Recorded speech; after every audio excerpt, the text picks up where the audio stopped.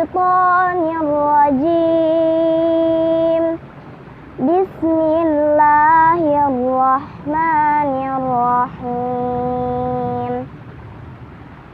Wa anzalna ilaikal kitaba bil haqqi musaddiqan lima baina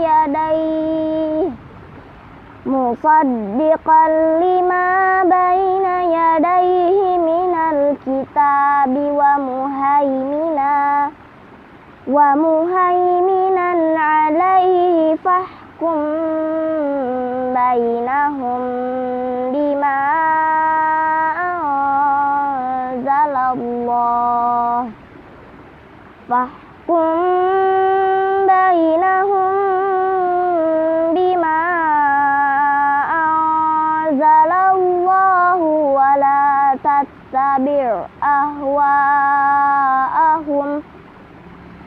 Wala tattabi' ahwa'ahum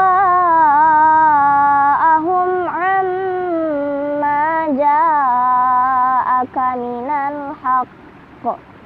Likullin ja'alna minkum syir'atan wa minhaja. Walau sya'allahu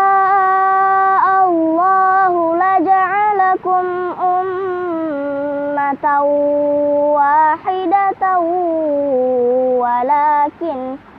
walakin liyabluwakum fima atakum fastabiqul khairat. Ilallahi marji'ukum jami'an fayunabbi'ukum bima kuntum fihi takhtalifun. Shadaqallahul azim.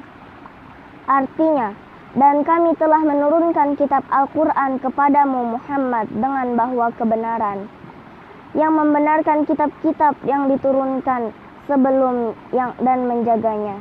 Maka putuskanlah perkara mereka menurut apa yang diturunkan Allah, dan janganlah engkau mengikuti keinginan mereka dengan meninggalkan kebenaran yang telah datang kepadamu untuk setiap umat di antara kamu. Kami berikan aturan dan jalan yang terang. Kalau Allah menghendaki, niscaya kamu dijadikannya satu umat saja. Tetapi Allah hendak menguji kamu terhadap karunia yang telah diberikannya kepadamu. Maka berlomba-lombalah berbuat kebajikan, hanya kepada Allah kamu semua kembali. Lalu diberitahukannya kepada kamu terhadap apa yang dahulu kamu perselisihkan. Assalamualaikum warahmatullahi wabarakatuh. Alhamdulillahi rabbil alamin.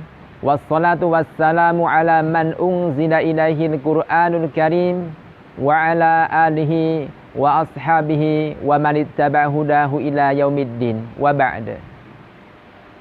Ayah bunda yang dirahmati oleh Allah Subhanahu wa taala, sebagaimana yang telah dibaca dalam surah Al-Maidah ayat 48, bahwasanya Allah Subhanahu wa taala menurunkan Al-Qur'an dengan membawa kebenaran yang membenarkan kitab-kitab yang terdahulu. Maka janganlah kamu mengikuti hawa nafsu untuk meninggalkan kebenaran yang telah datang kepadamu. Al-Qur'an diturunkan sebagai petunjuk untuk menjelaskan beragam macam aturan. Bagaimana mengenai hal yang terkecil sampai hal yang terbesar.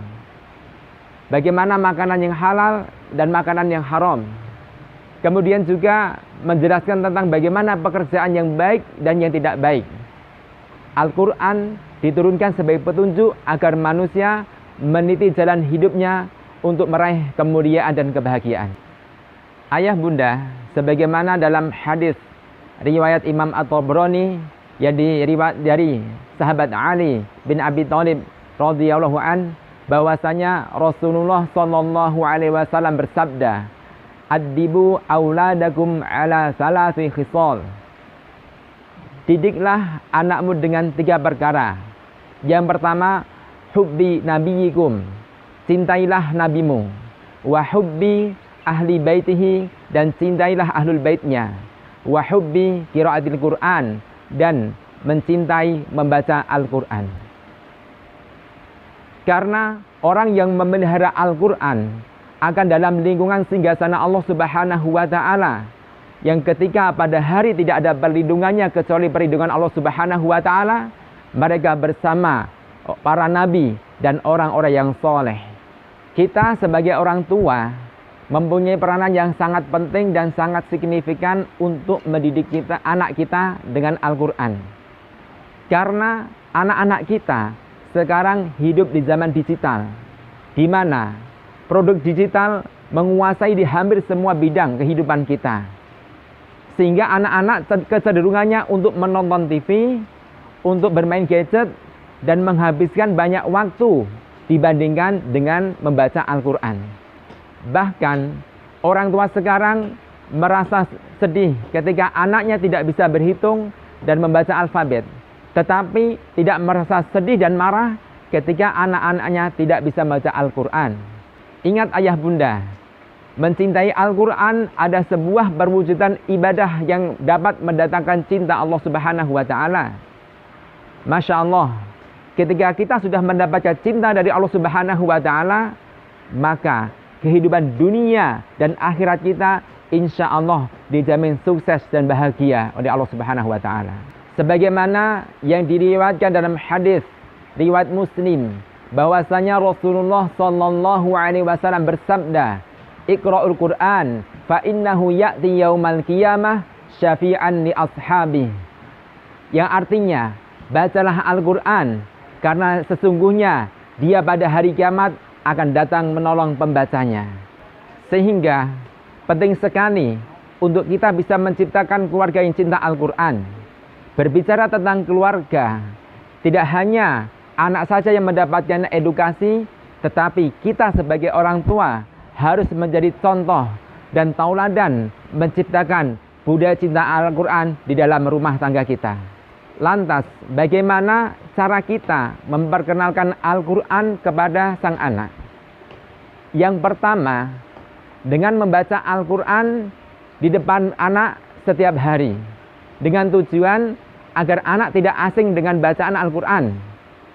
Kemudian juga memperdengarkan kaset murotal, surah-surah pendek, supaya mereka dapat menghafal dengan mudah dan memberikan antusias untuk membaca ayat-ayat berikutnya.